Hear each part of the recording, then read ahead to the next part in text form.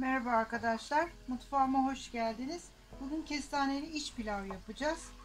Burada çok az bir tereyağım vardı. Kaşığın ucu kadar koydum. Fakat bir çay bardağına yakın zeytinyağım var. Şimdi biraz daha irice doğradığım soğanları önce içine atıyorum. Çok ince olmasın. Şimdi bunu yumuşayana kadar kavuracağız.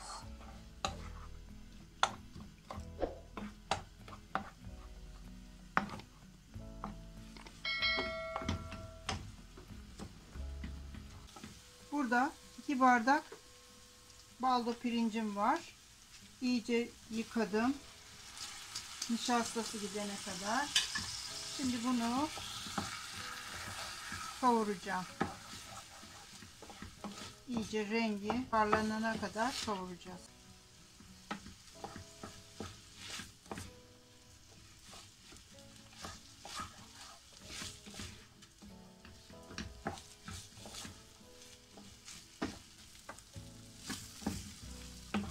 Kavruldu. Şimdi içine kuş üzümüm var. Şöyle üzümleri atayım. Biraz fazla oldu.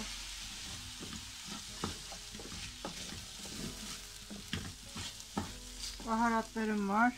Tuz, 2 tane kesme şekerim var. Tarçınım var. 1 tatlı kaşığından az, yarım tatlı kaşığı diyeyim. Yeni baharım var. Olmazsa olmazı yarım tatlı kaşığı. 1 çay kaşığı karabiberim var. 1 tatlı kaşığı tuzum var. Onu da attım.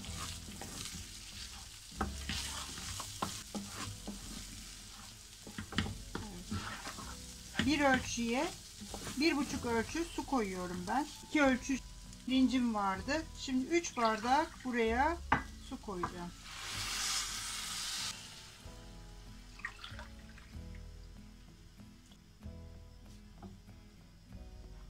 Evet.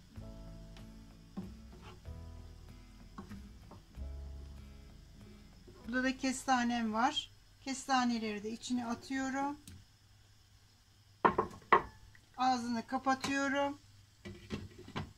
Kaynadıktan sonra kısık ateşe alacağım ve demlenmesini bekleyeceğim.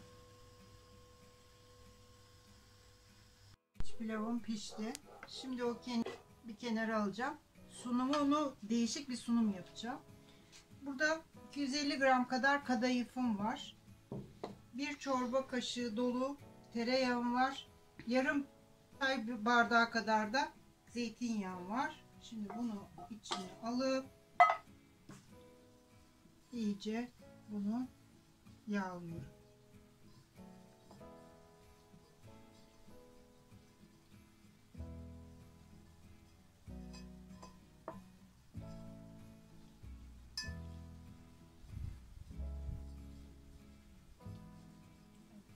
Kadayıfım yağlandı.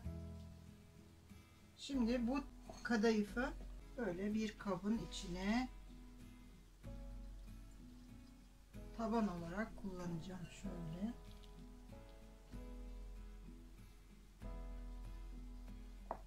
İyice bastırıyorum.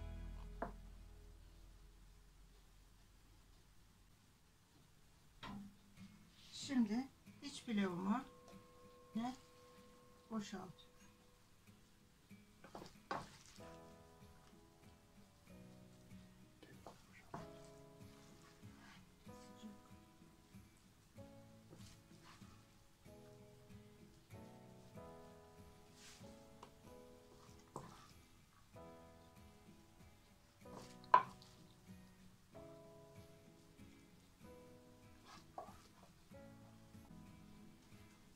Şimdi bu yanlardan tel kadayıfları üstüne kapatıyorum.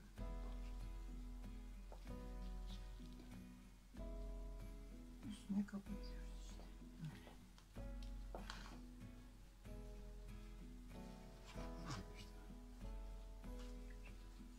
Isıttığımız 170 derecelik fırında nar gibi olana kadar kızartıyoruz. Dikkatli olun. Yağlı olduğu için yanmasın. Evet. Şimdi ben bunu fırına. Evet arkadaşlar, iç pilavımız çıktı. Şimdi sürpriz şekilde keseceğiz. Önce bunu ters çevirmemiz gerekir. Çok sıcak. Şöyle yapayım. Fırından yeni çıktığı için çok sıcak. Şöyle.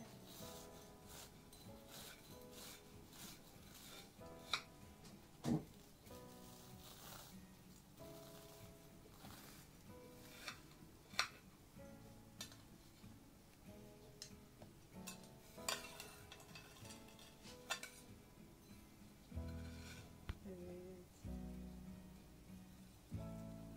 Sunumumuz böyle.